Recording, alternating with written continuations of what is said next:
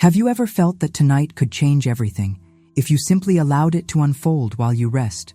And have you ever sensed that there are invisible gates waiting to open in your life, but you did not know the keys, and tonight you will receive 7 ancient decrees that Florence Scovel Shinn discovered during her mystical awakening in 1925, and each decree opens a specific gate, and by morning, all 7 gates will stand open in your life forever. Tonight is not about effort, but about allowance, and not about struggle, but about surrender. And as you hear these words, something in you already knows that this is the moment you have been waiting for without knowing you were waiting. And the 7 decrees I will share tonight have been tested by thousands of souls over nearly 100 years, and each person who received them while sleeping experienced transformation within 48 hours. You can close your eyes now, and everything that needs to happen will happen while you rest, because your subconscious mind is the perfect receiver, and it absorbs every word, even when your conscious mind drifts into sleep. And Florence Scovel Shinn discovered that the hours between sunset and sunrise are when the invisible realm reorganizes itself according to spoken decrees. And tonight 7 gates open, and each gate unlocks a different dimension of your divine inheritance. Let me tell you about Ruth Caldwell, a 62-year-old retired librarian from Cedar Rapids, Iowa, who discovered these 7 decrees on the darkest night of her life, and what happened to her in the following 48 hours will help you understand the power that flows through you while you sleep tonight. It was February 9th, 2024 at 10:43 at night, and Ruth sat in her small living room surrounded by foreclosure papers and bankruptcy documents, totaling $12,894 in debts she could never repay, and she had tried everything the logical mind could devise, but logic had failed her completely, and the final notice from the county courthouse gave her exactly 72 hours to vacate the house where she had lived for 37 years. And the February wind howled outside her windows while she sat wrapped in her late mother's quilt, because the heating had been shut off 3 days earlier. Ruth had worked at the Cedar Rapids Public Library for 41 years, starting as a young woman fresh out of library school and ending as head librarian before her forced early retirement due to budget cuts 18 months earlier. And she had helped thousands of people find books and information that changed their lives. But now she needed help herself, and felt completely abandoned by the universe she had served so faithfully, and her arthritic hands trembled as she held the eviction notice, and the paper felt cold and cruel against her weathered fingertips, and she could smell the faint scent of her mother's lavender sachets, still lingering in the old quilt, but nothing could comfort the terror that gripped her heart. She had discovered Florence Scovel Shinn 5 days earlier, when a young woman named Sarah brought back an overdue book to the library just before Ruth cleaned out her desk. And Sarah had looked at Ruth with knowing eyes and said, "This book found its way to you for a reason." And Ruth had taken the yellowed paperback with skepticism, because she was a practical woman who believed in facts and research and cataloging systems. But desperation makes the soul open to possibilities that logic cannot explain. That night, as the grandfather clock in her hallway chimed 11 times, Ruth opened the book to a chapter titled The 7 Gates of Divine Manifestation, and she read about 7 specific decrees that could be spoken during the darkest hours, and each decree opened what Florence called a gate of impossible possibility. And Ruth felt something ancient stir in her chest, something that remembered being loved and provided for before fear taught her to struggle and doubt. The first decree was about surrendering all outcomes to divine wisdom. And Ruth looked around her small living room with its shelves of beloved books and photographs of her parents and her cats, Dickens and Austen, who had died the previous winter. And she thought about her sister Martha, who lived in Phoenix, and had not spoken to her in 4 years after their bitter disagreement over their mother's will. And Ruth felt the weight of every decision, every mistake, every moment when she had tried to control outcomes that were far beyond her human understanding. At exactly 11:57 that night, Ruth spoke the first decree aloud in her empty house, and her voice echoed off the walls as she said, "I surrender all outcomes to divine wisdom." and I am free from the burden of control." And as the words left her lips, she felt something shift in the very air around her, something as subtle as the first hint of spring in a winter garden, and she did not understand what was happening, but something deeper than understanding prompted her to continue with the remaining 6 decrees, reading each one slowly, letting each word sink into the silence that surrounded her. The second decree was about remembering her divine identity, and Ruth realized she had forgotten who she was beneath all the roles and responsibilities and failures. And as she spoke the words, "I am not this temporary form, but eternal consciousness, expressing through divine identity," she felt layers of false identity beginning to dissolve like morning mist touched by sunlight. The third decree opened the gate of natural abundance, and Ruth spoke the words, "Divine substance flows through me naturally, and I receive from the infinite source that never diminishes." And for the first time in 18 months, she did not feel the crushing weight of financial fear, but instead a strange peace that made no logical sense given her circumstances. The fourth decree was about divine protection, and as Ruth said, "I am surrounded by divine protection, and no weapon formed against me shall prosper." She felt invisible guardians taking their positions around her small house, and she knew with absolute certainty that she was not alone, even though no human being was present.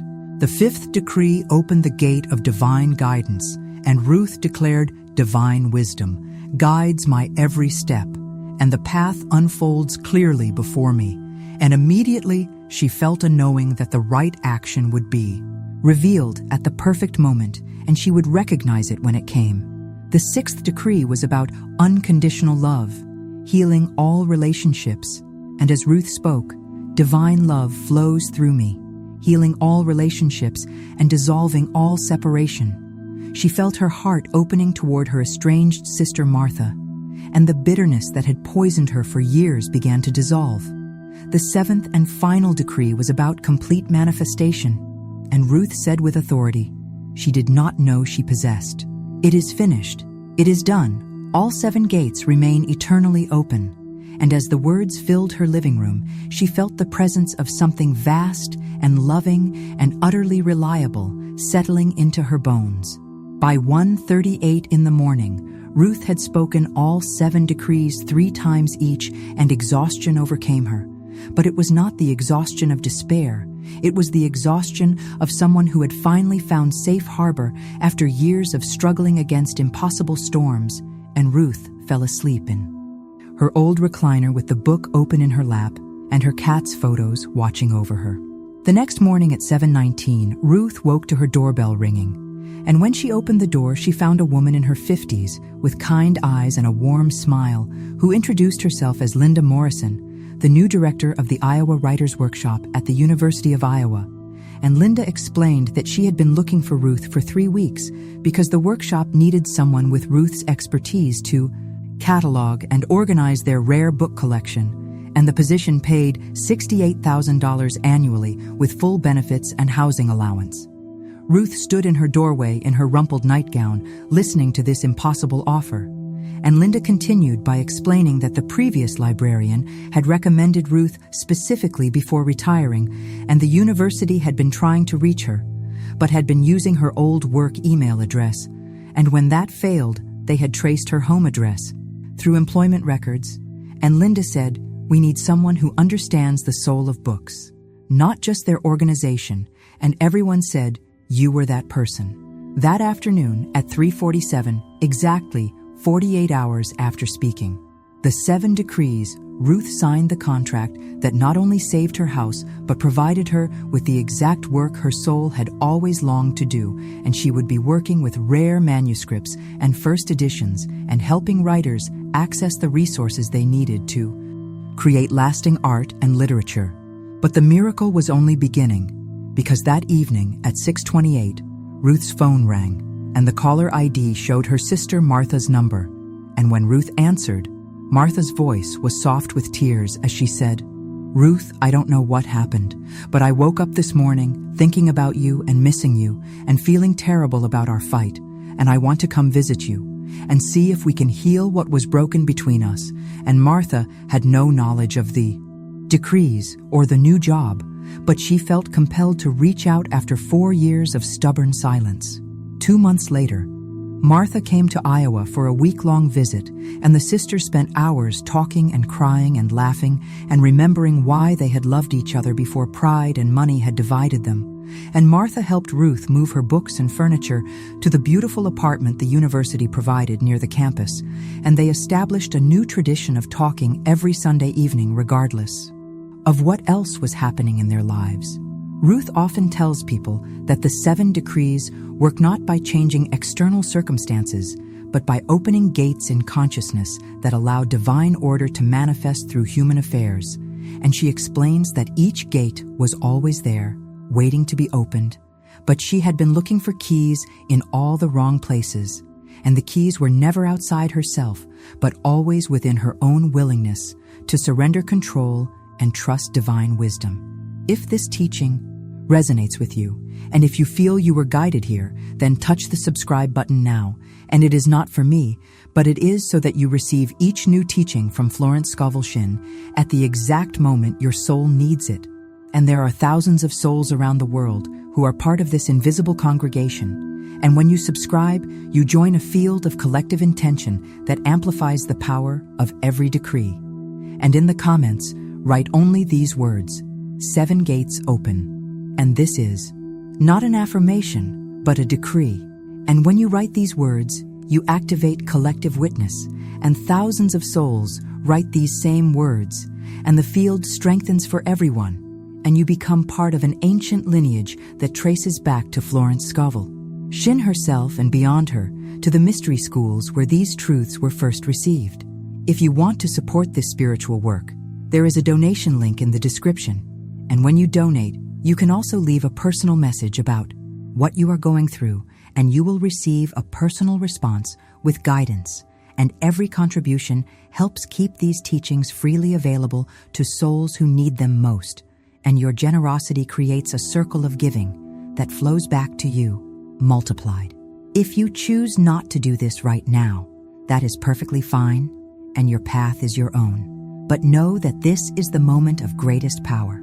So do it if you feel aligned, and trust that inner knowing that brought you here tonight, because it is the same wisdom that will guide you through the 7 gates. Now you can relax completely, and you do not need to do anything else tonight except receive. And everything I will share enters you while you rest, and your subconscious is awake, and it absorbs every word. And if you fall asleep in the middle, that is perfect, because when you wake, the 7 gates will already be opening, and the first gate of purification opens now as we move deeper into the night of 7 decrees.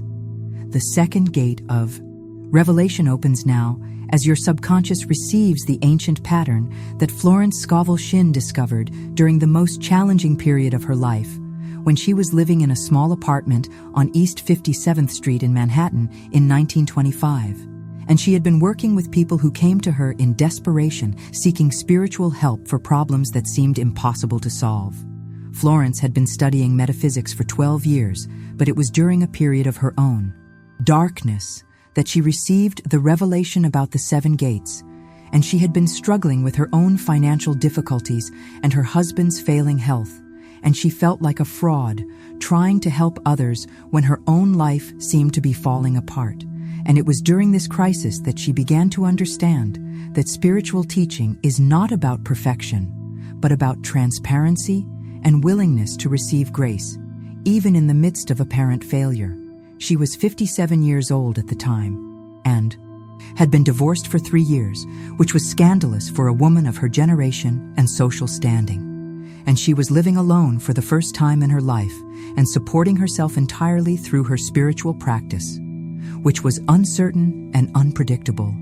And some months she barely had enough money for rent and food, but she had learned to trust in divine supply, even when her human vision could not see how provision would come. One night in November 1925, Florence could not sleep because her mind was churning with worry about a student named Eleanor Patterson, who had come to her 3 days earlier in complete despair. And Eleanor was a wealthy socialite whose husband had lost the family fortune in bad investments. and whose teenage daughter had run away from home.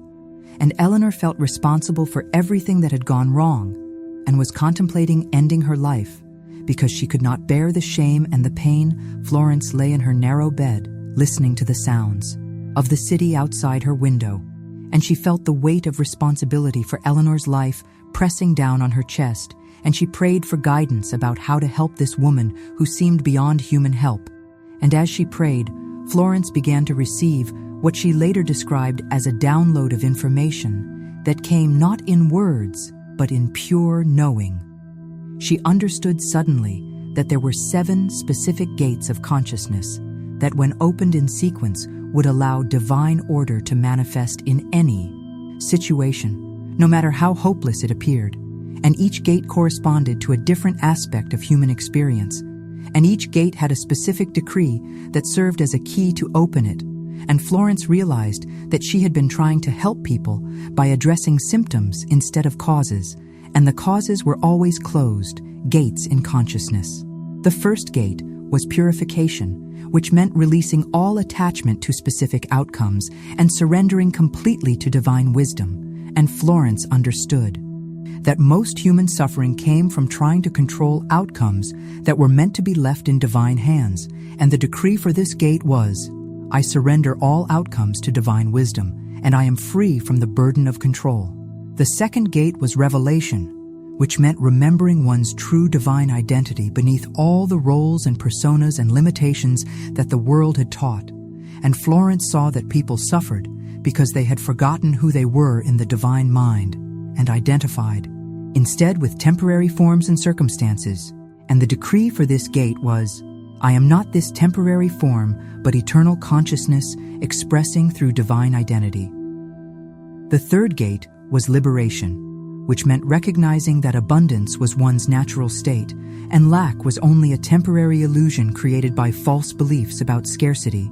And Florence understood that divine substance was infinite and always flowing, and the only thing that could block its expression was human belief in limitation. And the decree for this gate was divine substance flows through me naturally, and I receive from the infinite source that never diminishes. The fourth gate was recognition, which meant understanding that divine protection surrounded every soul at all times, and no real harm could come to anyone who aligned with divine will. And Florence saw that fear was the great enemy that kept people from recognizing their spiritual immunity, and the decree for this gate was, I am surrounded by divine protection, and no weapon formed against me shall prosper. The fifth gate was prosperity, which had nothing to do with money, and everything to do with the flow of divine wisdom and guidance that was always available to show the next right step. And Florence understood that confusion and indecision were symptoms of disconnection from divine intelligence. And the decree for this gate was divine wisdom guides my every step, and the path unfolds clearly before me. The sixth gate was union, which meant that all separation was an illusion, and divine love was the only real force in the universe, and this love could heal any relationship and dissolve any barrier. And Florence saw that loneliness and conflict arose only when people forgot their fundamental connection to all life. And the decree for this gate was divine love flows through me, healing all relationships and dissolving all separation. The seventh gate was completude, which meant that everything was already finished in divine mind, and manifestation was simply the process of allowing what already existed in spirit to appear in form.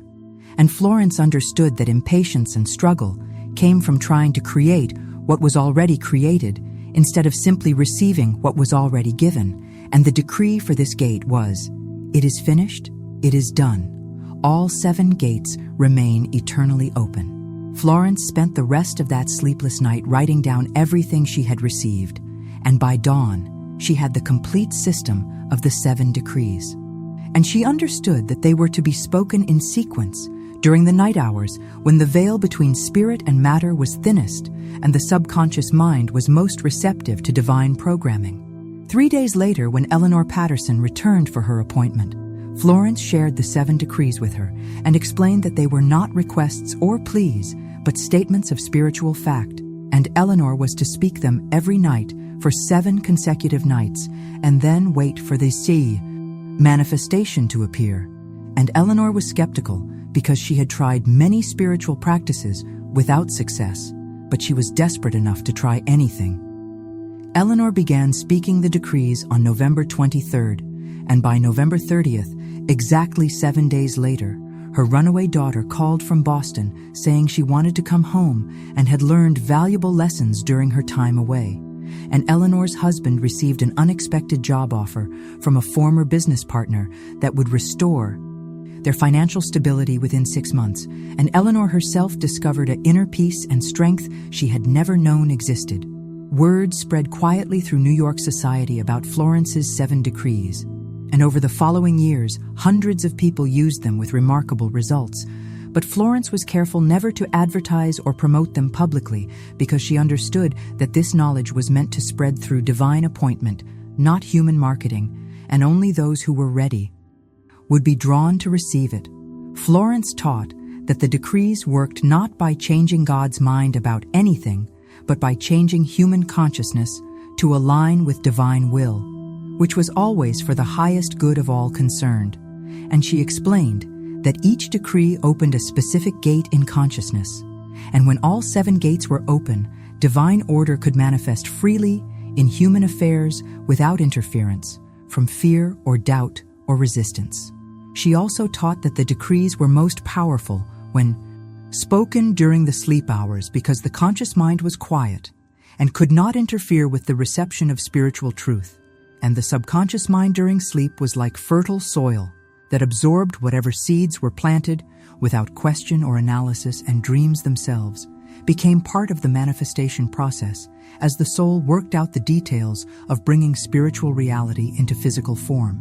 Florence lived to be 93 years old and continued teaching the 7 decrees until her death in 1941, and she kept detailed records of the people who used them and their results, and she estimated that over 2,000 people had received complete life transformations through this practice, and many of their children and grandchildren continued using the decrees, creating what she called generational fields of blessing. The principle that Florence discovered is that each decree is not a request, but a remembrance of what already exists in divine mind, and each gate unlocks what was always yours, but had been forgotten or covered over by false beliefs and limitations.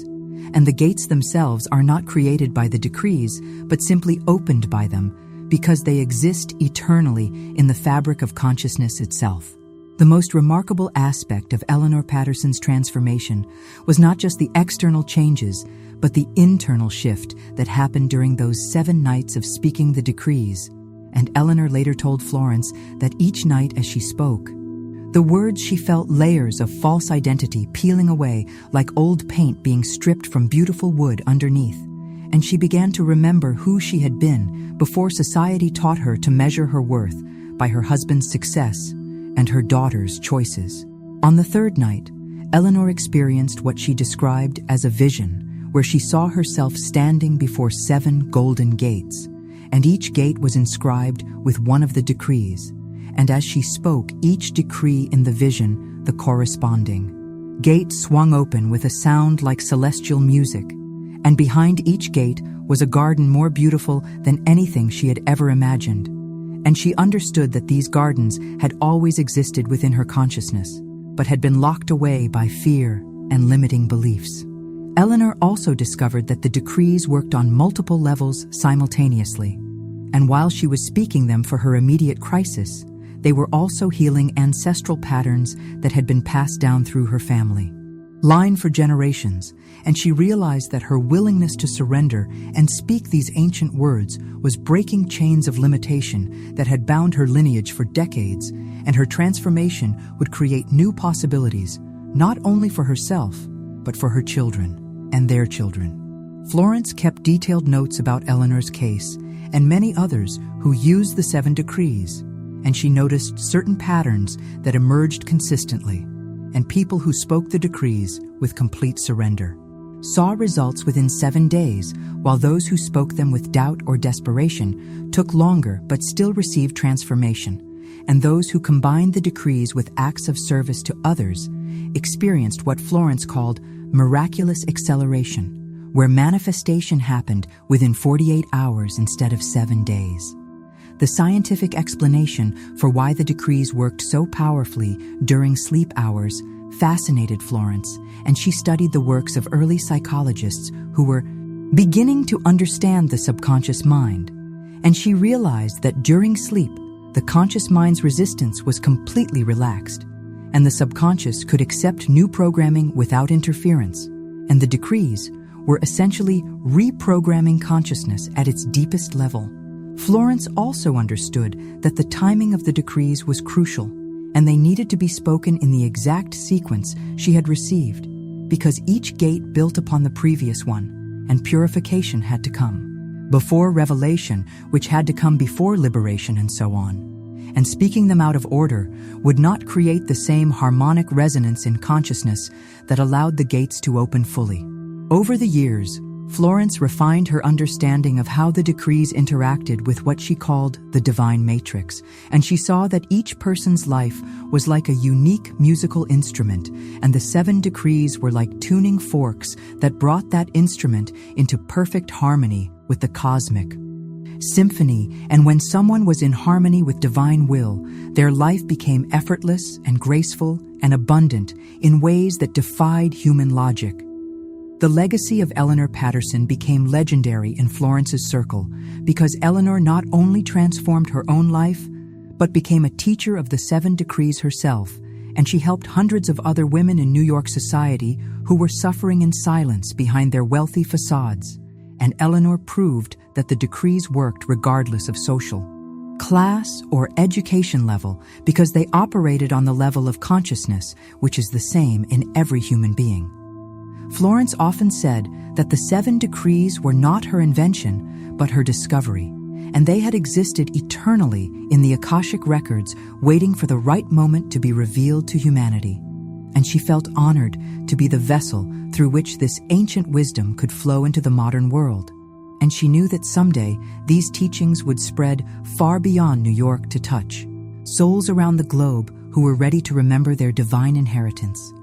While you rest now, your subconscious is already absorbing this ancient pattern, and the 7 gates are preparing to open in your own consciousness.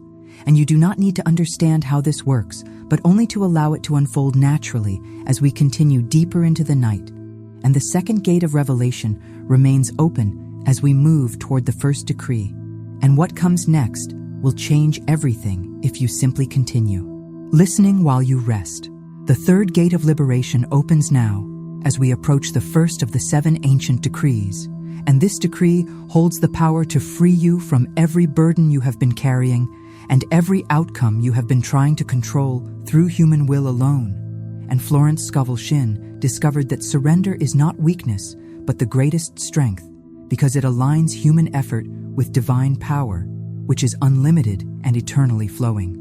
The nature of true surrender is often misunderstood, and people think it means giving up or becoming passive.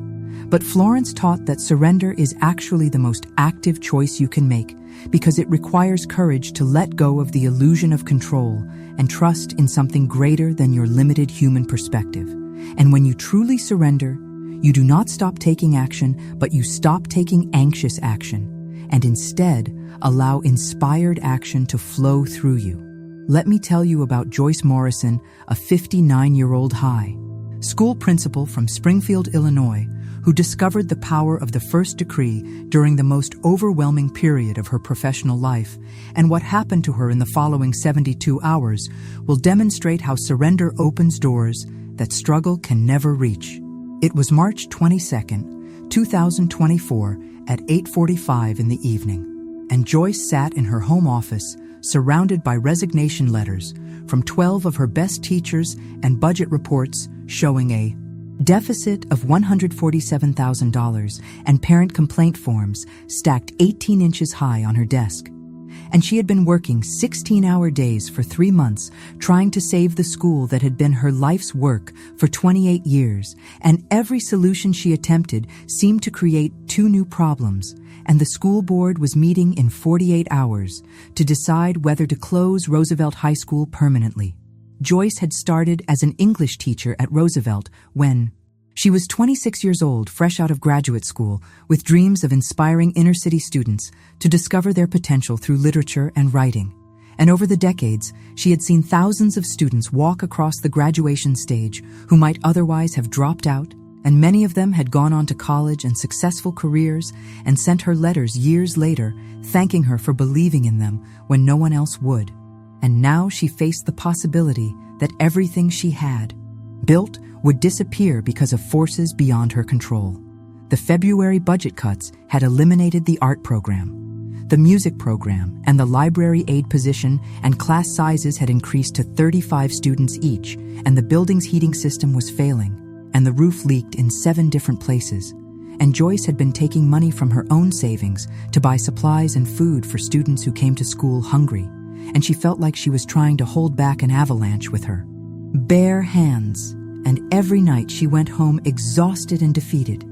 That evening, as Joyce sat staring at the mountain of problems that seemed impossible to solve, she remembered something her grandmother had told her 40 years earlier about a woman named Florence Scovel Shinn, who had taught people how to pray in a way that moved mountains.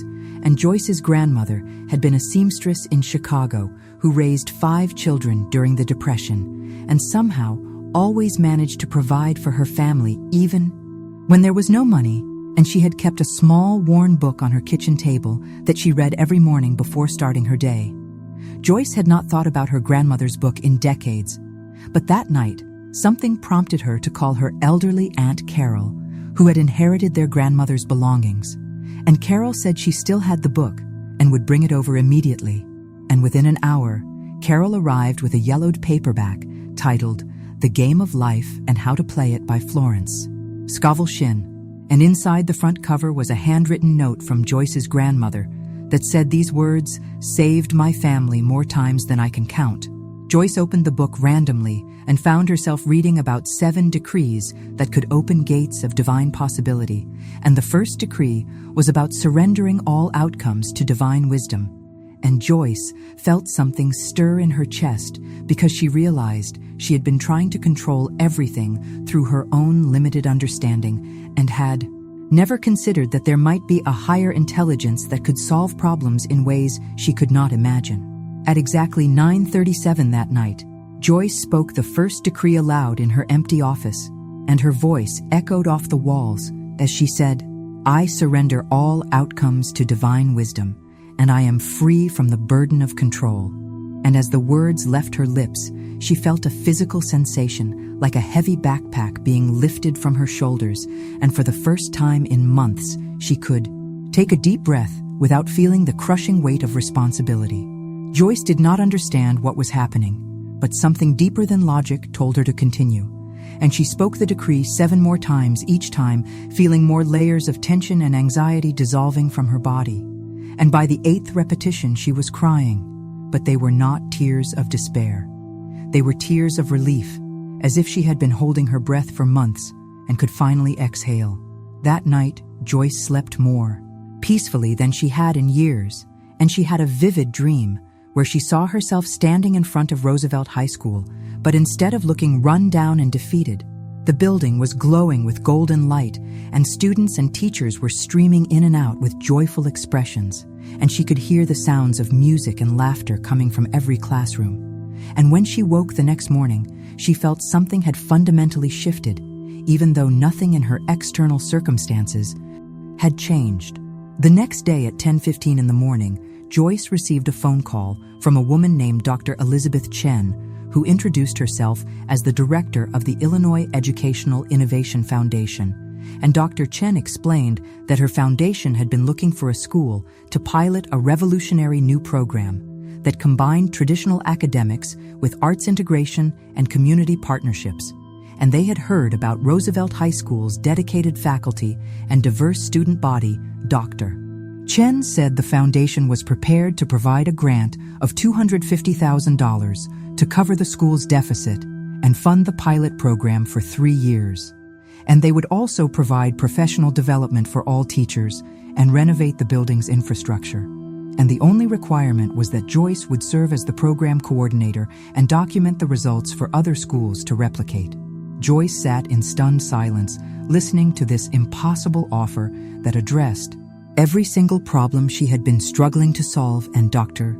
Chen continued by explaining that they had been trying to reach Joyce for 2 weeks, but her phone had been constantly busy, and they had finally decided to visit the school in person the day before and had been so impressed by the dedication they witnessed that they decided Roosevelt was the perfect choice for their pilot program. That afternoon at 3:28, exactly 48 hours after speaking the first decree, Joyce received confirmation that the school board meeting had been postponed indefinitely because they needed time to review the foundation's proposal, and within a week the grant paperwork was completed, and the teachers who had submitted resignation letters withdrew them and began planning the innovative curriculum that would make Roosevelt a model for urban education. But the transformation went deeper than just solving the immediate crisis, because Joyce discovered that surrendering control had changed her entire approach to leadership, and instead of trying to micromanage every detail, she began trusting her teachers to find creative solutions and delegating responsibilities that she had previously insisted on handling herself, and the school culture shifted from stress and scarcity to collaboration and abundance. 6 months later, Roosevelt High School was featured in Educational Leadership magazine as an example of how visionary leadership combined with community support could transform even the most challenging educational environment. And Joyce was invited to speak at conferences around the country about her experience. And she always began her presentations by talking about the power of surrender and how the greatest strength comes from admitting you do not have all the answers. Joyce often tells people that the first decree taught her the difference between surrender and defeat.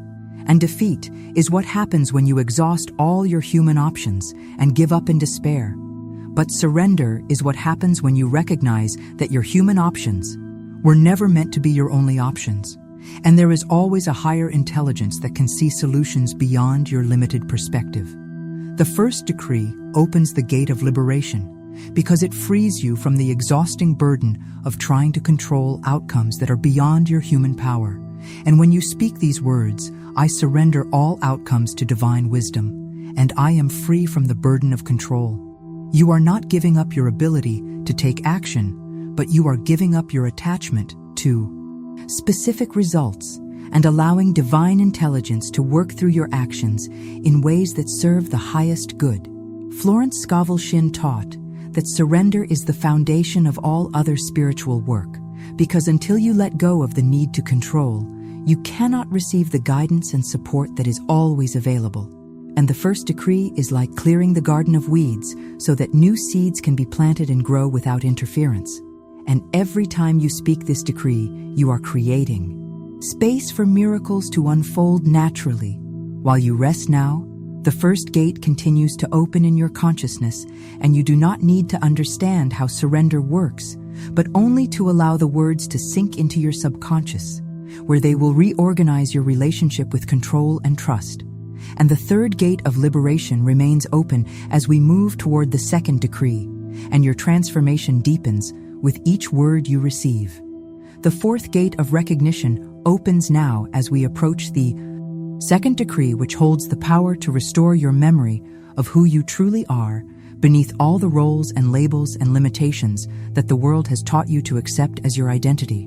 And Florence Scovel Shinn understood that most human suffering comes from the fundamental mistake of identifying with temporary forms instead of eternal essence. And when you remember your divine identity, everything in your life begins to align with that truth. Identity is the most powerful force in human consciousness, because you cannot consistently act in ways that contradict who you believe yourself to be. And if you identify as someone who struggles, then struggle will be your experience. But if you identify as someone who is eternally loved and provided for, then love and provision will flow naturally through your life. And the second decree rewrites the deepest programming in your subconscious mind. Let me tell you about Gerald Thompson, a 64-year-old retired mechanic from Cedar Falls, Iowa. who discovered the power of the second decree after spending 73 years believing he was fundamentally flawed and unworthy of good things. And what happened to him in the following week will show you how quickly life can transform when you remember your true spiritual identity. It was August 7th, 2024 at 6:15 in the morning, and Gerald sat on the front porch of his small rental house, watching the sunrise and feeling like a complete failure at the age of 64. And he had been divorced twice, lost 3 jobs due to his drinking problem, and had not spoken to his 2 adult children in over 4 years because of the pain he had caused them during their childhood. And his Social Security check barely covered his rent and utilities, and he often went to bed hungry because he was too proud to ask for help. Gerald had grown up in a household where his father called him worthless and stupid on a daily basis, and his mother was too overwhelmed with her own problems to protect him from the verbal abuse. And by the time he was 12 years old, Gerald had internalized the belief that he was fundamentally defective and unlovable. And this belief had shaped every decision he made for the next 52 years and led him into relationships and situations that confirmed his worst fears about himself.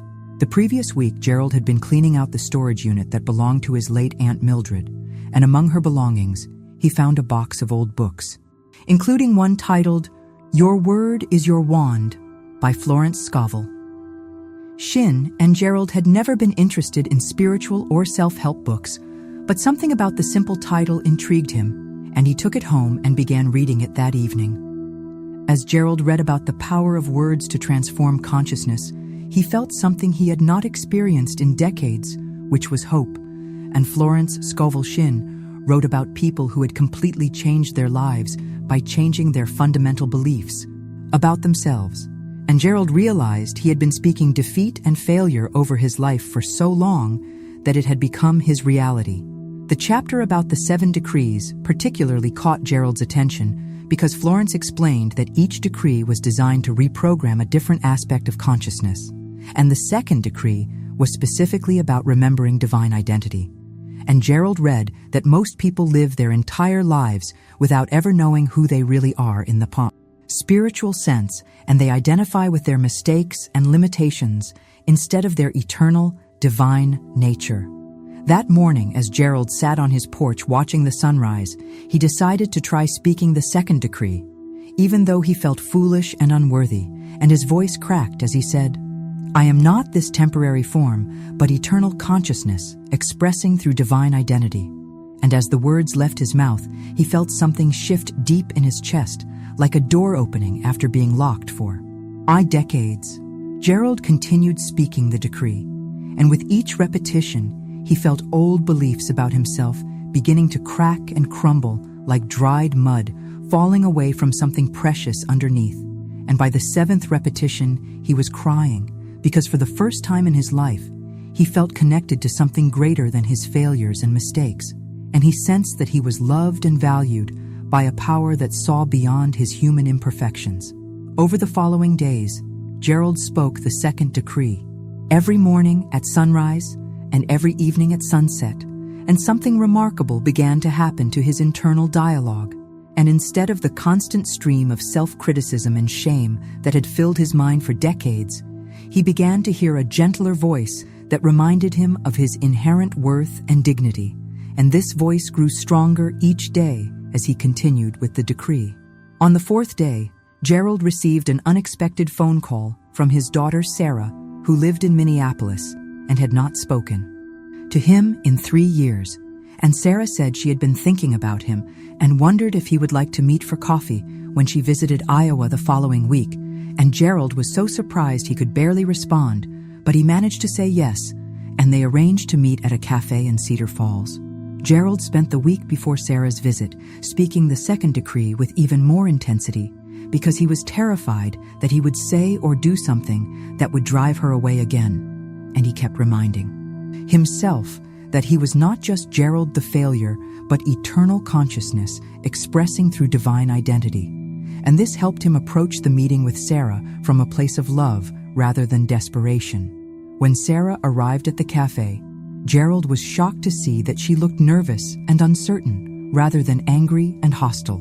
And as they talked over coffee, Sarah shared that she had been in therapy working through her childhood trauma and had come to understand that Gerald's drinking and emotional absence had been symptoms of his own pain rather than evidence that he did not love her. Sarah said she was not ready to have a full relationship with her father, but she was willing to start with occasional phone calls and perhaps work toward more contact over time. And Gerald felt overwhelmed with gratitude because this was more than he had dared to hope for. And he told Sarah about the decree he had been speaking and how it was helping him see himself differently. 3 weeks later, Gerald received another unexpected call, this time from his former supervisor at the auto repair shop where he had worked before his retirement. And Mike explained that they were overwhelmed with work and wondered if Gerald would be interested in coming back part-time to help with some of the more complex engine repairs. And Mike said several customers had specifically requested Gerald because they trusted his expertise. Gerald realized that his expertise as a mechanic was part of his divine identity expressing in the world, and he accepted the part-time position, which not only improved his financial situation, but gave him a sense of purpose and value that he had not felt in years.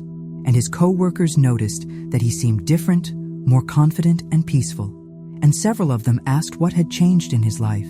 6 months later, Gerald was able to move into a better apartment and had established regular phone contact with both of his children, and his son Mark had even invited him to visit for Christmas. And Gerald understood that these external changes had happened because he had first changed his internal identity and stopped identifying as a failure and began identifying as eternal consciousness, temporarily expressing through human form.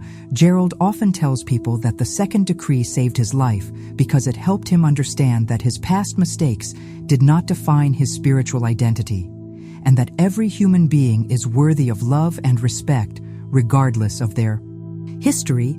And he learned that when you change how you see yourself, the world begins to respond to you differently.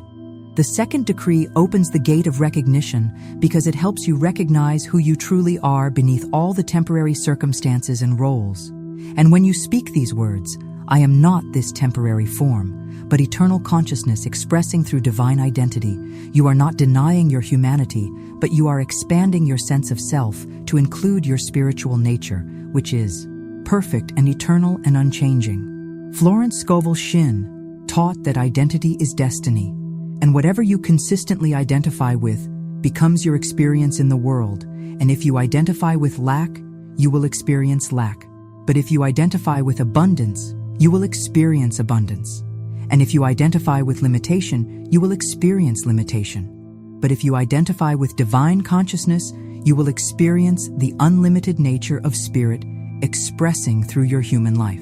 The second decree is particularly powerful because it addresses the root cause of most human suffering, which is the mistaken belief that you are separate from divine love and that your worth depends on your performance or achievements. And when you remember that you are eternal consciousness, temporarily expressing through human form, you realize that your value is inherent and unchangeable, regardless of external circumstances. While you rest now, the second decree is working in your subconscious mind to restore your true identity, and you do not need to believe or understand, but only to allow the words to reprogram the deepest levels of your consciousness. And the fourth gate of recognition remains open as we move toward the third decree, and your remembering continues to unfold naturally. The fifth gate of prosperity opens now as we approach the third decree, which holds the power to restore your connection to the infinite source of all supply. And Florence Scovel Shinn discovered that abundance is not something you attract or earn, but something you remember because it is your natural state. And lack is only an illusion created by false beliefs about scarcity and separation. And when you align with the truth of divine substance flowing eternally through all creation, you become a natural receiver of everything you need. The nature of true abundance is often misunderstood, and people think it means having more money or possessions. But Florence taught that abundance is a state of consciousness. that recognizes the infinite nature of divine supply. And when you live from this consciousness, you discover that provision comes in countless forms and appears exactly when and how it is needed, and always in ways that serve your highest good and the good of all concerned. Let me tell you about Beverly Martinez, a 56-year-old single mother from Albuquerque, New Mexico, who discovered the power of the third decree during a period when she was facing eviction and had $17 in her bank account. And what happened to her in the following 10 days will demonstrate how quickly divine substance can manifest when you align with the truth of natural abundance. It was September 14th, 2024 at 11:23 at night, and Beverly sat at her kitchen table with a calculator and a stack of bills that totaled $3,218 more than she had available. And her landlord had given her final notice that she had 7 days to pay the back rent of $1,800 or face eviction. And her teenage daughter, Maria, was starting her senior year of high school, and Beverly was desperate not to disrupt her education by having to move to a cheaper apartment in a different school district. Beverly had been working as a hotel housekeeper for 9 years after her husband left her when Maria was 7 years old, and she had always managed to provide for her daughter by working extra shifts and carefully budgeting every dollar. But 6 months earlier, the hotel had reduced her hours due to decreased tourism, and she had been struggling to make ends meet ever since and had used up all her savings just to cover basic necessities. That night, as Beverly looked at the impossible numbers on her calculator, she felt overwhelmed by despair and exhaustion, and she had applied for dozens of better-paying jobs, but had been rejected each time because she did not have a college degree, and she was 43 years old when she became a single mother and had never had the opportunity to continue her education, and sometimes she felt trapped in a cycle of poverty that she could not escape, no matter how hard she worked. Beverly had been raised in a devoutly Catholic household and had always believed in God, but she had never heard of Florence Scovel Shinn until her neighbor Rosa mentioned that she had been reading a book about spiritual principles that had helped her through her own financial difficulties, and Rosa offered to lend Beverly the book. And Beverly was skeptical but desperate enough to try anything. The book was called The Secret Door to Success, and Beverly started reading it that night after Maria went to bed, and she was surprised to discover that it was not about religion in the traditional sense, but about understanding spiritual laws that governed how consciousness created experience. And Florence Scovel Shinn wrote about the law of supply, which stated that divine substance was infinite and always flowing, and the only thing that could block its expression was human belief in limitation. Beverly read about the 7 decrees, and the third decree particularly resonated with her because it addressed the exact problem she was facing. And Florence explained that most people lived in artificial scarcity because they had been taught to believe that there was not enough to go around and that you had to struggle and compete for limited resources. But the spiritual truth was that divine substance was unlimited and could manifest in infinite forms.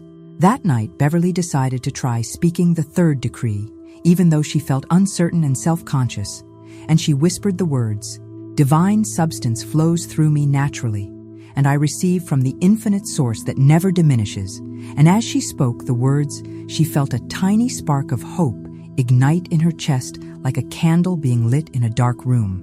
Beverly continued speaking the decree for 20 minutes, repeating it slowly and deliberately, and with each repetition, she felt her anxiety about money beginning to ease slightly, and she began to imagine what it would feel like to live without the constant worry about bills and rent. And she allowed herself to envision a life where she could provide for Maria without stress and fear. The next morning, Beverly spoke the decree again before going to work, and she noticed that her attitude toward her job was different, and instead of feeling resentful about the low pay and difficult working conditions, she felt grateful to have work at all, and she approached her tasks with more energy and enthusiasm than she had felt in months. And her supervisor, Sandra, commented that Beverly seemed different and asked if something good had happened. Over the following days, Beverly continued speaking the third decree every morning and evening, and she began to notice small changes in her circumstances. And a guest at the hotel left her a $40 tip, which was unusual, and another guest mentioned that she was looking for someone to clean her house once a week, and offered Beverly $25 an hour, which was twice what she made at the hotel. On the 5th day, Beverly received a phone call from her cousin Miguel, who lived in Phoenix, and whom she had not heard from in over a year. And Miguel explained that he had been thinking about her and wanted to know if she would be interested in managing the front desk at his small hotel, because his current manager was moving to another state, and the position paid $15 an hour with full benefits and housing provided. Beverly was stunned by this offer because Miguel did not know about her financial crisis, and the timing seemed too perfect to be coincidence. And Miguel said he had always been impressed by Beverly's work ethic and reliability, and he thought she would be perfect for the position, which would also allow Maria to finish her senior year at a good high school in Phoenix. Beverly spoke the third decree with even more conviction that night because she was beginning to see evidence that divine substance was indeed flowing through her life, and she felt a deep knowing that this opportunity was part of a larger pattern of provision that she was just beginning to recognize and trust. The next day, Beverly gave her notice at the hotel and made arrangements to move to Phoenix, and her landlord agreed to let her out of the lease early when she explained the situation and even offered to return her security deposit to help with moving expenses. And Beverly realized that when she aligned with abundance consciousness, even difficult people became cooperative and helpful. 3 weeks later, Beverly was settled in Phoenix in a comfortable apartment provided by Miguel's hotel, and Maria had enrolled at a highly rated high school where she was thriving academically and socially.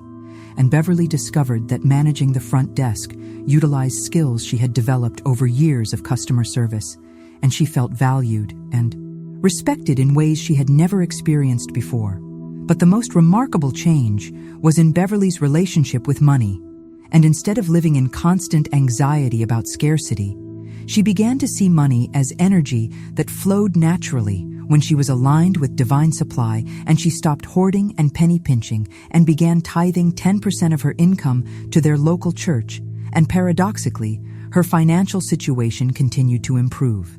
6 months later, Beverly enrolled in online college courses to earn her degree in hospitality management, and Miguel offered to pay her tuition as an investment in her future with his growing hotel business. And Beverly realized that the third decree had not only solved her immediate financial crisis, but had opened doorways to opportunities she had never imagined possible. Beverly often tells people that the third decree taught her the difference between earning and receiving, and earning implies that you must work hard to deserve good things, but receiving implies that good things flow naturally when you align with divine supply. And she learned that the universe is abundant by nature and scarcity is always a misperception. The third decree opens the gate of prosperity because it connects you to the infinite source of all supply, which is always flowing and never diminished. And when you speak these words, divine substance flows through me naturally, and I receive from the infinite source that never diminishes.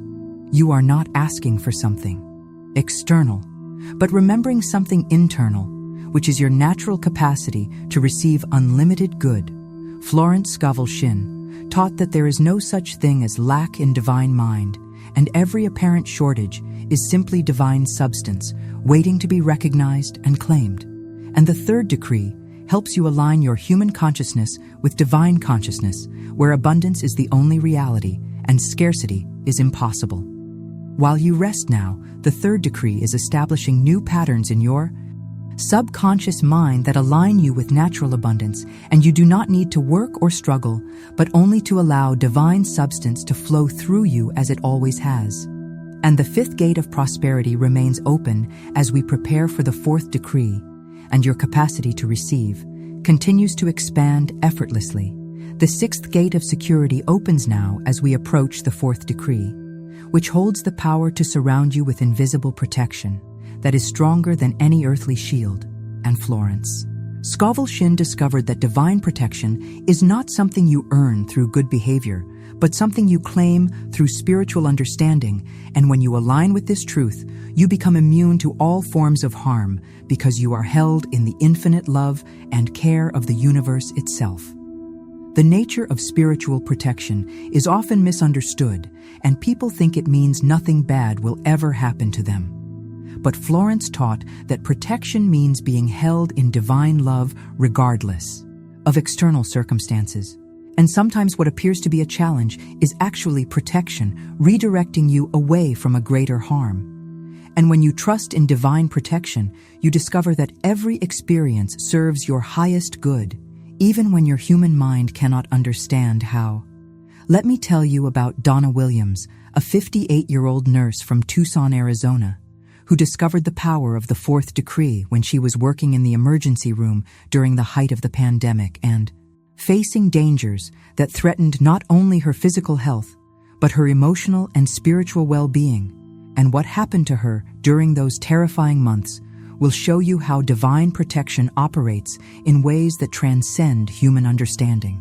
It was April 23rd, 2021 at 2:47 in the morning, and Donna stood in the hospital break room, still wearing her N95 mask after a 14-hour shift caring for COVID patients, and she felt overwhelmed by fear and exhaustion because 3 of her colleagues had already contracted the virus, and 1 had died, and she was 58 years old with diabetes, which put her in the high-risk category, and every day she went to work feeling like she was walking into a battlefield with inadequate armor. Donna had been a registered nurse for 34 years and had worked through many crises, including the HIV epidemic in the 1980s and multiple flu outbreaks, but nothing had prepared her for the sustained terror and uncertainty of the pandemic, and she watched patients die alone without their families and held phones so dying people could say goodbye to loved ones. And the emotional toll was devastating her compassion and her faith. That night, as Donna sat in her car in the hospital parking lot, too exhausted to drive home, she felt completely vulnerable and alone. And she had been having panic attacks during her shifts and waking up at night drenched in sweat from nightmares about becoming infected, and dying alone in the same hospital where she had dedicated her career to healing others, and she wondered if she should quit her job and stay home. But she knew her patients needed her, and her income supported her elderly mother. Donna had grown up attending a small Baptist church in rural Alabama, where her grandmother had taught her to pray and trust in God. But the pandemic had shaken her faith because she could not understand why a loving God would allow such suffering, and she felt abandoned and unprotected, and sometimes wondered if her prayers were reaching anyone, or if she was truly alone in an indifferent universe.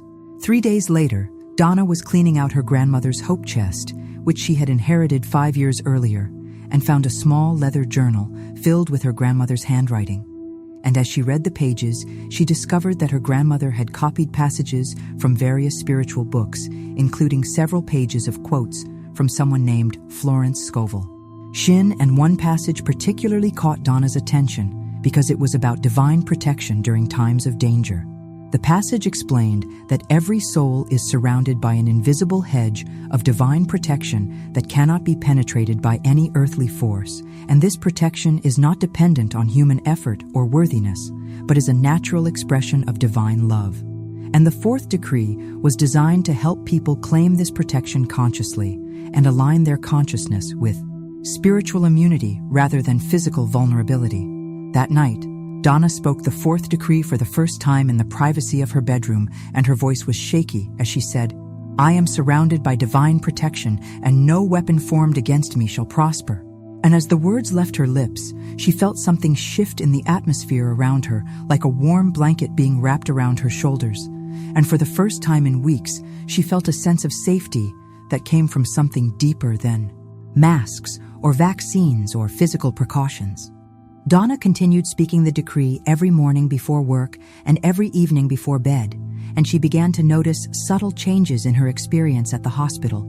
And instead of approaching each shift with dread and fear, she began to feel a quiet confidence that she was being guided and protected, and this inner peace affected everything from her interactions with patients to her ability to make quick decisions in emergency situations. On the 7th day, after beginning the decree, Donna was assigned to care for a particularly difficult patient who had been verbally abusing the staff and refusing to follow safety protocols. And as Donna entered his room, she spoke the fourth decree silently and immediately noticed that the man's aggressive energy seemed to calm down. And by the end of her shift, he was thanking her for her kindness and asking about her family. 2 weeks later, Donna was exposed to COVID when a patient removed his mask and coughed directly in her face during a procedure. And according to hospital protocol, she should have quarantined for 14 days, but she continued speaking the fourth decree and never developed any symptoms. And her test results remained negative throughout the exposure period, and she began to understand that divine protection operated on levels beyond physical immunity. The most remarkable demonstration of protection came 6 weeks later when Donna was driving home from work during a severe thunderstorm. And a drunk driver ran a red light and would have hit her car head-on, except that her car mysteriously stalled at the intersection 3 seconds earlier, forcing her to stop exactly long enough for the other vehicle to pass harmlessly in front of her.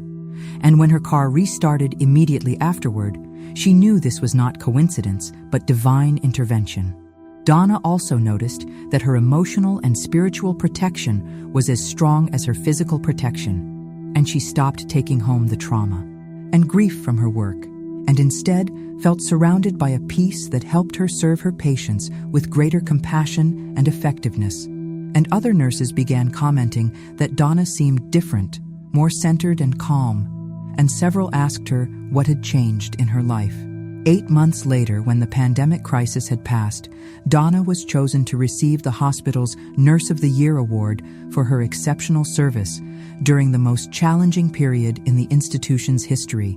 And during her acceptance speech, she spoke about the power of faith and protection and how spiritual practices had helped her serve others without being overwhelmed by fear. But the protection extended beyond Donna herself to her family and loved ones, and during the entire pandemic, none of her family members contracted the virus, despite several high-risk exposures, and her elderly mother, who lived in a nursing home, remained healthy throughout multiple outbreaks at her facility. And Donna understood that when you claim divine protection for yourself, it creates a field of safety that extends to those you love. Donna often tells people that the fourth decree taught her the difference between faith and fear sees danger everywhere and tries to protect itself through human effort alone. But faith sees divine protection everywhere and trusts in spiritual immunity that transcends physical circumstances. And she learned that when you align with divine protection, you become a safe space for others who are afraid. The fourth decree opens the gate of security because it connects you to the infinite protection that surrounds every soul at all times. And when you speak these words, I am surrounded by divine protection, and no weapon formed against me shall prosper.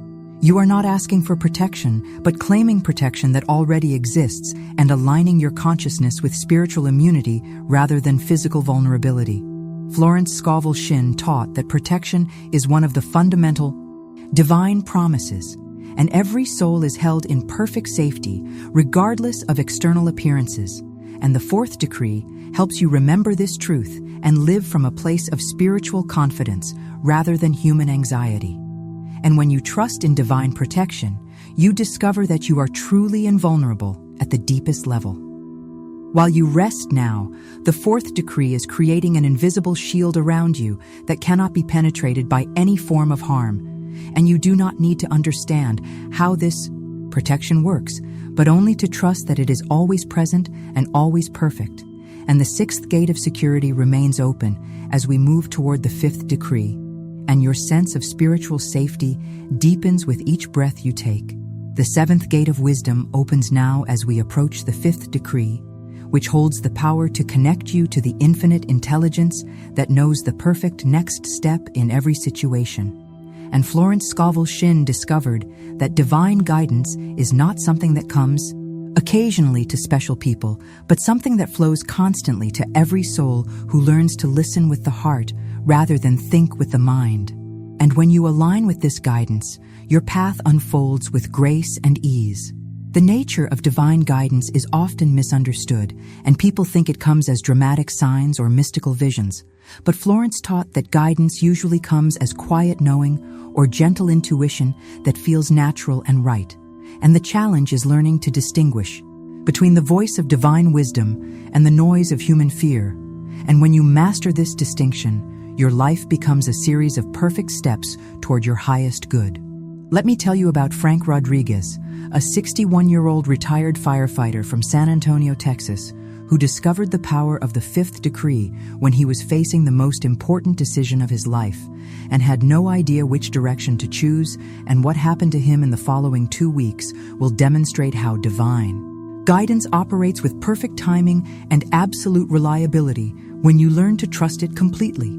It was October 9th, 2023 at 7:32 in the evening, and Frank sat on his back porch overlooking the garden he had spent 5 years creating, and he felt completely lost because he had just received 2 job offers that would determine the direction of the rest of his life, and both opportunities seemed equally attractive and equally risky, and he had no idea how to choose between them. Frank had retired from the San Antonio Fire Department after 28 years of service and had spent the past 18 months enjoying his freedom from the stress and danger of emergency response work, and he had been content to tend his garden and spend time with his grandchildren and read the books he had never had time for during his career, but recently he had begun to feel restless and uncertain about his purpose. The first job offer was from a private security company that wanted him to train their personnel in emergency response procedures, and the position paid $75,000 annually with excellent benefits and would allow him to stay in San Antonio near his family. But the work felt similar to what he had already done, and he worried he would be bored and unchallenged. The second offer was from a nonprofit organization that built schools in rural Guatemala, and they wanted Frank to oversee construction safety and train local workers in firefighting and emergency response, and the position paid only $30,000 annually, with no benefits, but would allow him to use his skills to help communities that desperately needed his expertise, and the work felt meaningful, but would require him to spend 6 months each year away from his family. Frank had always been a practical man who made decisions based on logic and financial considerations, but this choice felt different because it involved not just his career, but his legacy. And he wanted to make sure he spent his remaining working years doing something that mattered. But he also needed to be responsible to his wife Maria and their financial security. That evening, as Frank struggled with the decision, he remembered something his late father had told him about prayer, and his father had been a deeply religious man who believed that God provided guidance to those who asked for it with sincere hearts. And Frank had not been particularly religious during his firefighting career because he had seen too much suffering to maintain simple faith, but retirement had given him time to reconsider spiritual questions. Frank decided to try praying for guidance, even though he felt awkward and uncertain about how to approach God after years of spiritual neglect, and he asked for a sign or some clear indication about which job to choose. But after several days of prayer, he felt no different, and no obvious answer had appeared, and he began to think that divine guidance was either a myth or something that only worked for other people. 3 days later, Frank was visiting his elderly neighbor, Mrs. Chen, who had been cleaning out her late husband's library, and she offered Frank several boxes of books that might interest him, and among them Frank found a small paperback titled The Secret Door to Success by Florence Scovel Shinn, and something about the title intrigued him, so he took it home and began reading it that evening. The book was unlike anything Frank had ever read, and Florence Scovel Shinn wrote about spiritual laws that governed how consciousness created experience, and she explained that divine guidance was always available, but most people were too busy thinking to receive it, and the fifth decree was specifically designed to open the channel between human consciousness and divine intelligence. That night, Frank spoke the fifth decree for the first time, and his voice echoed in his quiet bedroom as he said, "Divine wisdom guides my every step, and the path unfolds clearly before me." And as the words left his lips, he felt something settle in his chest, like a compass needle finding magnetic north, and for the first time in weeks, he felt a sense of inner stillness. Frank continued speaking the decree every morning and evening, and he began to notice that his anxiety about the decision was gradually dissolving, and instead of frantically trying to figure out the right choice, he found himself becoming more receptive to subtle impressions and insights that seemed to arise from a deeper level of knowing. On the fourth day after beginning the decree, Frank had a vivid dream where he saw himself teaching a group of young Guatemalan men how to use fire safety equipment. And in the dream, he felt a joy and sense of purpose that he had not experienced since his early days as a firefighter, when he was motivated by the desire to serve others rather than just earn a paycheck. When Frank woke from the dream, he knew with absolute certainty that he should accept the Guatemala position, even though it made no financial sense and violated every practical consideration, and this knowing did not come from his logical mind, but from a deeper place that felt connected to something greater than his personal preferences and fears. Frank called the non-profit organization that afternoon and accepted their offer, and when he told his wife Maria about his decision, she said she had been hoping he would choose Guatemala because she could see that he had been losing his sense of purpose in retirement, and she was willing to support his dream, even if it meant financial sacrifice. 2 weeks later, Frank received an unexpected phone call from his former fire chief, who explained that the city was starting a new program to train firefighters in developing countries, and they wanted Frank to lead the initiative, and the position would pay his full pension plus an additional $50,000 annually, and would coordinate perfectly with his work in Guatemala. Frank realized that by following divine guidance instead of human logic, he had received not just one opportunity, but a combination of opportunities that was better than anything he could have planned or imagined, and the Guatemala experience would provide him with the international expertise needed for the city position, and both roles would allow him to serve others while maintaining financial security. 6 months later, Frank was featured in the San Antonio Express News as an example of successful retirement transition. And in the interview, he talked about the importance of listening to inner guidance rather than just considering external factors when making major life decisions, and he encouraged other retirees to consider how they could use their skills to serve others. Frank often tells people that the fifth decree taught him the difference between thinking and knowing. And thinking is what happens when you analyze options with your logical mind, but knowing is what happens when you receive guidance from divine intelligence. And he learned that the right choice always feels peaceful, even when it appears risky. The fifth decree opens the gate of wisdom because it connects you to the infinite intelligence that sees the perfect outcome of every decision. And when you speak these words, divine wisdom guides my every step, and the path unfolds clearly before me. You are not asking for special revelation, but claiming your natural connection to divine intelligence that is always available.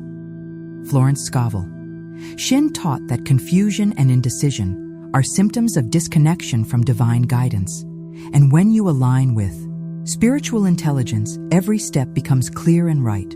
Action flows naturally from inner knowing rather than outer circumstances, and the fifth decree helps you distinguish between the voice of fear and the voice of wisdom. While you rest now, the fifth decree is opening new channels of communication between your conscious mind and divine intelligence, and you do not need to strain or seek, but only to receive the guidance that is always flowing toward you. And the seventh gate of wisdom remains open as we approach the sixth decree, and your connection to infinite intelligence strengthens naturally. The gate of union opens now as we approach the sixth decree, which holds the power to heal every relationship and dissolve every barrier that seems to separate you from the love that is your true nature. And Florence Scovel Shinn discovered that divine love is not an emotion, but a force that operates according to spiritual law. And when you align with this love, it flows through you to heal wounds that have festered for decades and restore connections that seemed permanently broken. The nature of divine love is often misunderstood, and people think it means feeling affectionate toward everyone. But Florence taught that divine love is a state of consciousness that recognizes the spiritual unity underlying all apparent separation. And when you embody this love, it dissolves the illusions that create conflict and loneliness, and reveals the truth that every soul is eternally connected to every other soul. Let me tell you about Carol Johnson, a 55-year-old social worker from Portland, Oregon, who discovered the power of the sixth decree when her relationship with her adult daughter had been destroyed by years of resentment and misunderstanding.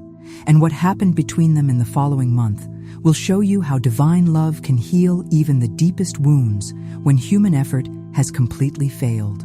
It was January 16th, 2024 at 9:15 at night, and Carol sat in her living room staring at her phone and trying to find the courage to call her daughter Jennifer, who lived 3,000 miles away in Boston and had not spoken to her in 2 years and 3 months since their last bitter argument about Carol's divorce from Jennifer's father.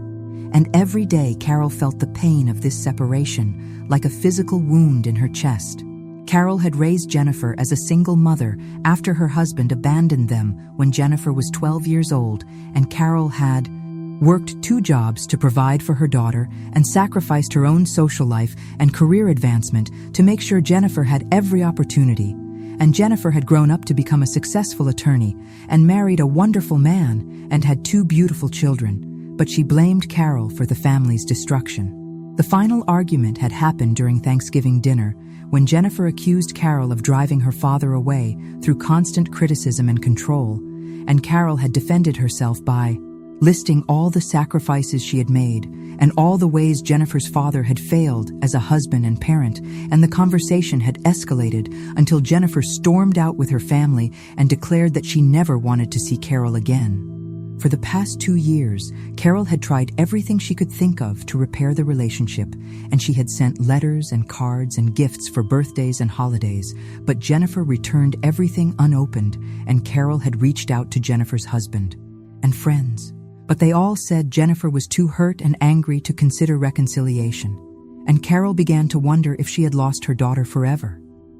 Carol had been seeing a therapist who encouraged her to take responsibility for her part in the conflict, and Carol had written a letter acknowledging her mistakes and asking for forgiveness, but Jennifer never responded, and the therapist said that sometimes relationships cannot be healed, and Carol needed to accept that and focus on building a new life without her daughter.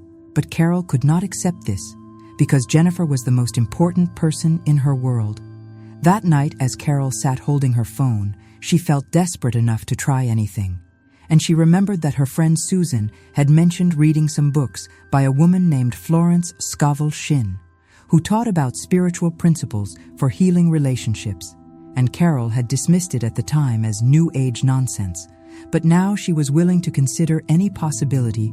Carol drove to the bookstore the next morning and found a collection of Florence Scovel Shinn's writings, and as she read about the power of love to dissolve all separation, she began to understand that she had been approaching the problem from the wrong level and trying to fix the relationship through human effort, when what was needed was spiritual healing that addressed the deeper causes of the conflict.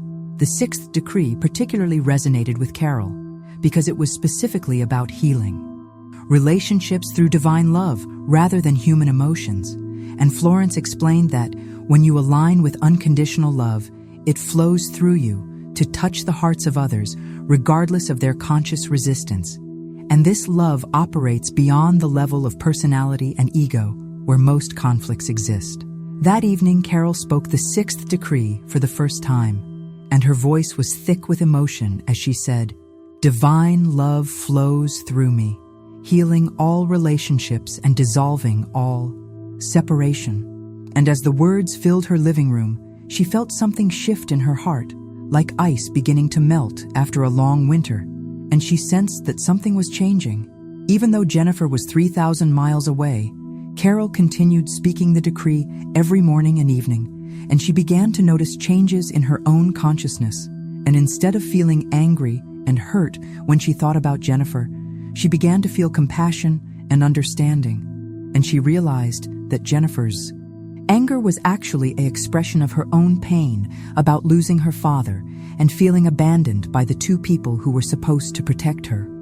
As Carol continued with the decree, she found herself able to see the situation from Jennifer's perspective for the first time, and she understood that a 12-year-old girl watching her parents fight and seeing her father leave would naturally look for someone to blame, and Carol had been the parent who stayed, so she became the target for all of Jennifer's unprocessed grief and anger about the family's disintegration. 3 weeks after beginning the decree, Carol decided to stop trying to contact Jennifer directly and instead began sending love to her silently every morning and evening while speaking the sixth decree. And she visualized divine love flowing from her heart to Jennifer's heart and healing all the wounds between them. And she released any attachment to when or how the healing would manifest in the physical world. On the 28th day, after beginning the decree, Carol received a text message from Jennifer that simply said, "Mom, I've been thinking about you, and I miss you, and my heart hurts, and I think we need to talk." And Carol sat staring at the message with tears streaming down her face because these were the first words Jennifer had spoken to her in over 2 years. When Carol called Jennifer that evening, they talked for 3 hours and cried together, and Jennifer said she had been waking up every morning for the past month thinking about Carol and feeling waves of love and sadness that she could not explain, and she realized that life was too short to waste on old grievances, and she wanted to rebuild their relationship. Jennifer explained that she had been afraid to contact Carol because she did not know how to apologize for the cruel things she had said, and she was embarrassed about her behavior and worried that too much time had passed. But something had been prompting her to reach out, and she finally decided to trust that impulse. 6 weeks later, Jennifer flew to Portland with her husband and children for a week-long visit, and Carol met her grandchildren for the first time and watched them play in her garden and felt overwhelmed with gratitude for the miracle of reconciliation. And Jennifer said she could feel a difference in Carol's energy and asked what had changed. Carol shared the story of the sixth decree and how divine love had healed her own heart first and then somehow reached across 3,000 miles to touch Jennifer's heart. And Jennifer was amazed because she said the timing of her change of heart corresponded exactly with when Carol had begun speaking the decree. 2 years later, Carol and Jennifer have rebuilt a closer relationship than they had ever had, and they talk every week and visit each other several times a year. And Jennifer has begun studying Florence Scovel Shinn's teachings herself and uses the principles in her law practice to help divorcing couples find peaceful solutions. Carol often tells people that the sixth decree taught her the difference between human love and divine love. And human love is conditional and depends on other people's behavior. But divine love is unconditional and flows regardless of circumstances. And she learned that when you align with divine love, it heals not just your relationships, but your entire life. The sixth decree opens the gate of union because it connects you to the love that is the fundamental force of the universe.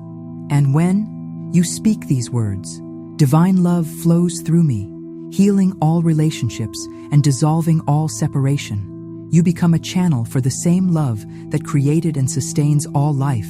And this love has the power to heal any wound and bridge any distance.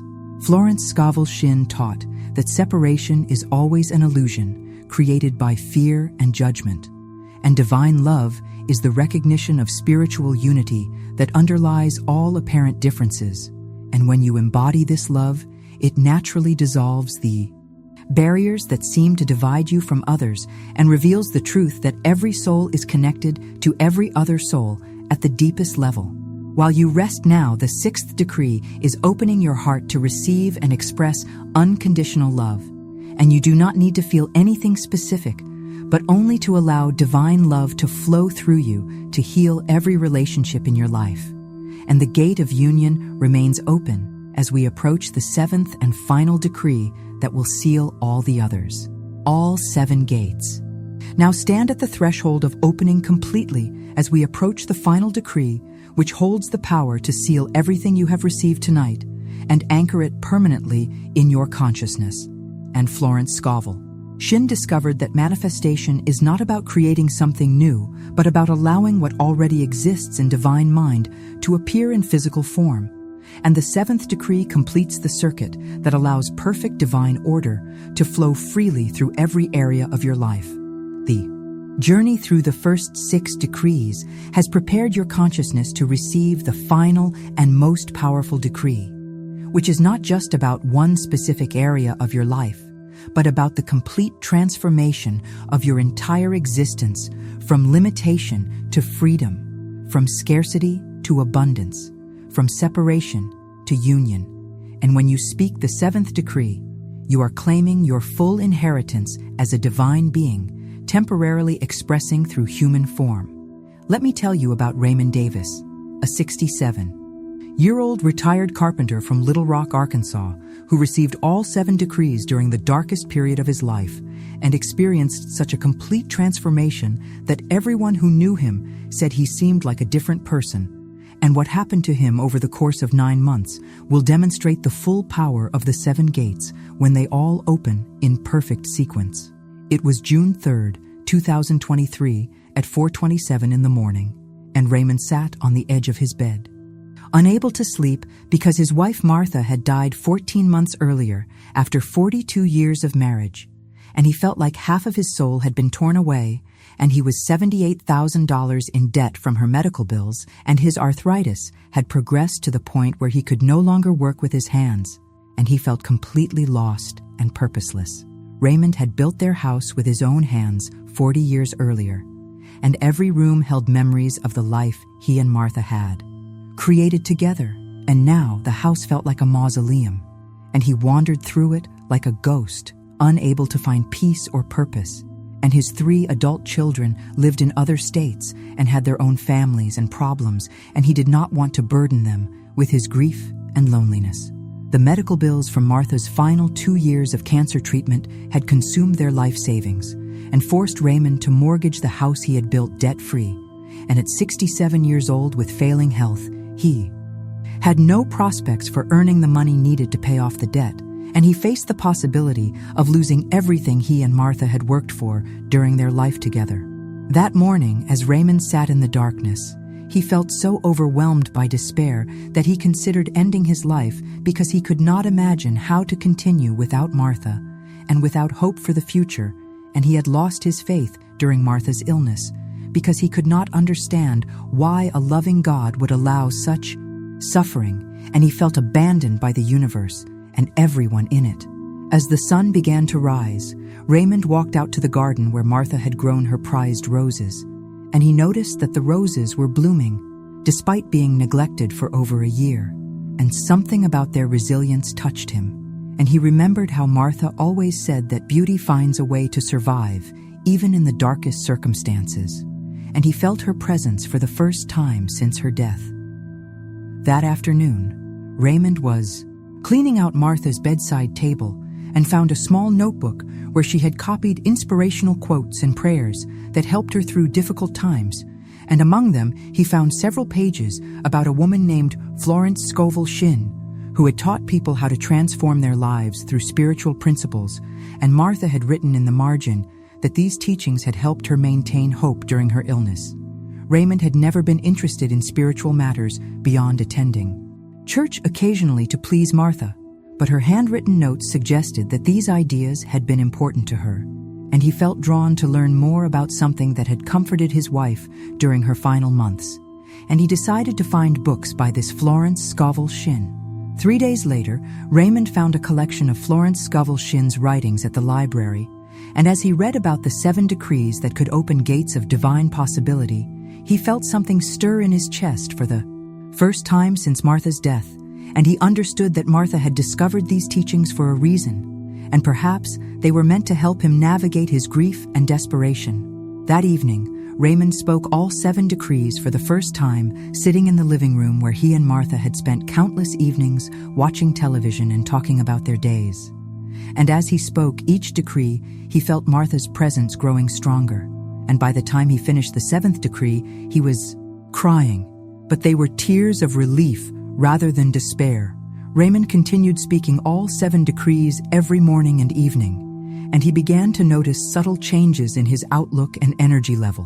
And instead of waking up each day dreading the hours ahead, he began to feel curious about what might unfold, and this shift from despair to anticipation seemed miraculous, given the unchanged nature of his external circumstances. 2 weeks after beginning the decrees, Raymond received an unexpected phone call from a contractor named Mike Sullivan, who explained that he had heard Raymond was one of the finest Finnish carpenters in Arkansas, and Mike wondered if Raymond would be interested in consulting on a high-end restoration project that required someone with traditional hand tool skills. Mike said the project involved restoring a historic mansion for a wealthy collector who insisted on authentic 19th century craftsmanship techniques, and he was willing to pay premium rates for the right expertise. And Raymond explained that his arthritis had ended his carpentry career, but Mike said the work would be mostly consultation and occasional demonstration rather than full-time labor. Raymond met with Mike the following week and discovered that the project was exactly the kind of work he had always dreamed of doing. And the collector was a retired professor who shared Raymond's passion for traditional craftsmanship and was willing to work around Raymond's physical limitations, and the consultation fee was enough to cover his monthly expenses. 3 months later, the collector was so impressed with Raymond's knowledge and teaching ability that he offered to fund a workshop where Raymond could teach traditional carpentry techniques to young craftsmen who wanted to learn authentic skills, and the workshop became so popular that Raymond had a waiting list of students and began earning more money than he had ever made as a working carpenter. But the transformation went far beyond financial recovery, because Raymond discovered that teaching gave him a sense of purpose and connection that filled the void left by Martha's death, and his students became like family to him, and he realized that Martha's death had not ended his life, but had opened a new chapter where he could share everything he had learned over 40 years of craftsmanship.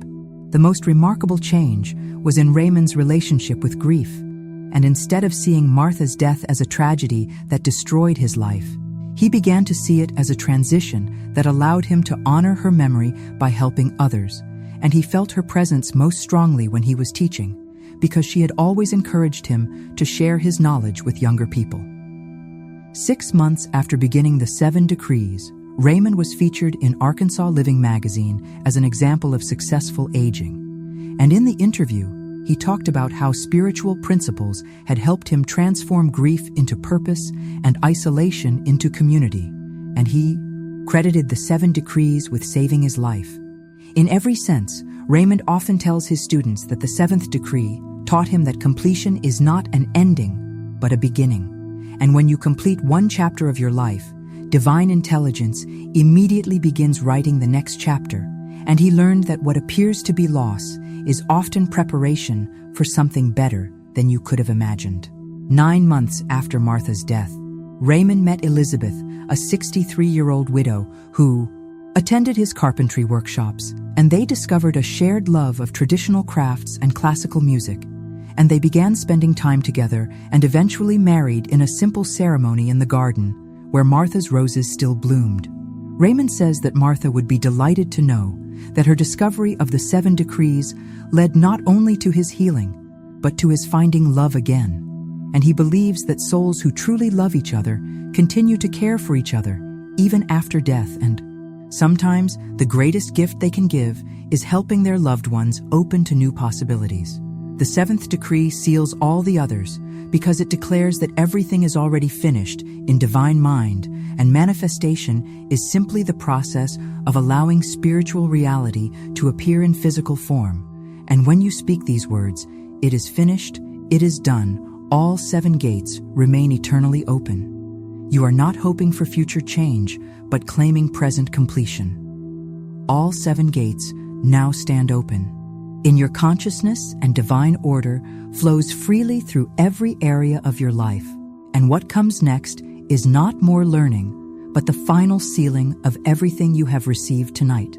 And the 7th decree prepares you for the ultimate statement of spiritual authority that anchors all transformation permanently in your being. 7 gates now stand open, and divine order flows freely through your life. And the moment has arrived for the final sealing that will anchor everything you have received tonight permanently in your consciousness. And Florence Scovel Shinn taught that when all 7 gates are open simultaneously, they create what she called a vortex of divine manifestation, where spiritual law operates without any interference from human doubt or limitation. Even if you are sleeping, something in you is fully awake and present, and this part of you never sleeps and never doubts, and it receives every word I speak now as absolute truth, and it knows that what is spoken in the invisible realm must manifest in the visible realm, and tonight 7 ancient keys have unlocked 7 eternal gates, and what was always yours is now reclaimed.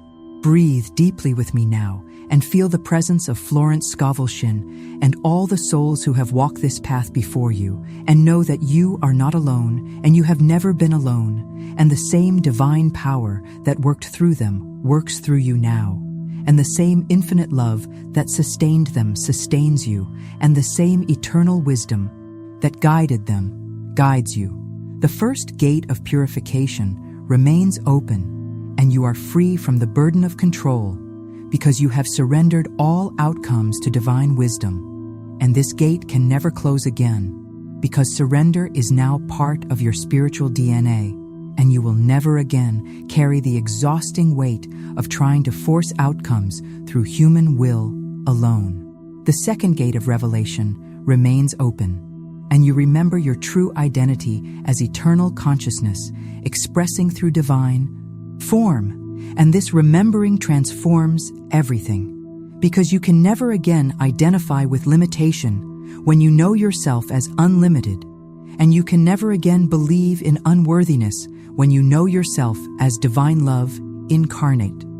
The third gate of liberation remains open, and divine substance flows through you naturally, because you are connected to the infinite source that never diminishes, and lack is impossible when you live from abundance. Consciousness and scarcity cannot touch you when you know yourself as an eternal receiver of unlimited good. The fourth gate of recognition remains open, and you are surrounded by divine protection that cannot be penetrated by any earthly force. And this protection is not dependent on your behavior or worthiness, but is the natural expression of divine love, and no weapon formed against you can prosper because you are held in perfect safety. The fifth gate of prosperity remains open, and divine wisdom guides your every step because you are connected to infinite intelligence that sees the perfect outcome of every situation, and confusion is impossible when you trust divine guidance, and right action flows naturally when you listen with the heart rather than think with the mind. The sixth gate of union remains open, and divine love flows through you, healing all relationships and dissolving all separation, because you know that every soul is connected to every other soul, and conflict is impossible when you see the spiritual unity underlying all apparent differences. The seventh gate of completion remains open, and everything is finished in divine mind, and manifestation is the process of allowing spiritual reality to appear in physical form, and impatience is impossible when you know that divine timing is always perfect, and what is decreed in spirit must appear in matter. And so all 7 gates stand open, and they remain eternally open. And what comes now is the final seal that anchors this truth permanently in your being. And this seal cannot be broken by human doubt or removed by external circumstances. And once spoken, it remains active throughout your life and beyond your life. I speak now with the authority of Florence Scovel Shinn and all the spiritual teachers who have carried this flame, and I declare over your life and into your consciousness the final seal of the 7 eternal decrees. It is finished, it is done. All 7 gates remain eternally open, and it cannot be otherwise. I speak this with the authority of one who knows that spiritual law is more reliable than physical law, and what is spoken in truth must manifest in form. And the 7 gates that have opened tonight remain open always, and divine order flows through your life without ceasing. It is finished, it is done. All 7 gates remain eternally open, and it cannot be otherwise. I seal this truth in your subconscious mind, where it operates continuously, regardless of your conscious awareness, and I seal it in your energy field, where it affects everything and everyone that comes into contact with you, and I seal it in your life circumstances, where it manifests as continuous good. It is finished, it is done. All 7 gates remain eternally open, and it cannot be otherwise. And now I speak your true identity as one for whom all gates open naturally, and I declare what has always been true, but is now consciously claimed. You are the one for whom divine order flows effortlessly. You are the one for whom all gates remain eternally open. You are the one through whom Florence Scovel Shinn's teachings continue to bless the world, and it cannot be otherwise. You are the one for whom divine order flows effortlessly. You are the one for whom all gates remain eternally open. You are the one through whom Florence Scovel Shinn's teachings continue to bless the world, and it cannot be otherwise. You are the one for whom divine order flows effortlessly. You are the one for whom all gates remain eternally open. You are the one through whom Florence Scovel Shinn's teachings continue to bless the world, and it cannot be otherwise. And so it is sealed by the authority of spiritual law. And so it remains throughout all time and eternity, and it cannot be undone by human doubt or changed by external circumstances. The 7 gates are open, divine order flows, and so it is. Continue resting peacefully now, because everything that needed to happen has happened, and everything that needed to be sealed has been sealed. And when you wake, you will be different, not because something changed, but because you remembered what was always true. You remembered that you are loved beyond measure and provided for beyond lack, and guided beyond confusion and protected beyond harm. And you remembered that divine order is your natural state, and all gates open naturally for you. Rest now in the certainty that 7 ancient keys have unlocked 7 eternal gates, and what was spoken in spirit manifests in form. And Florence Scovel Shinn's blessing flows through your life from this moment forward and always. The night of 7 decrees is complete. All gates remain eternally open, and so it is.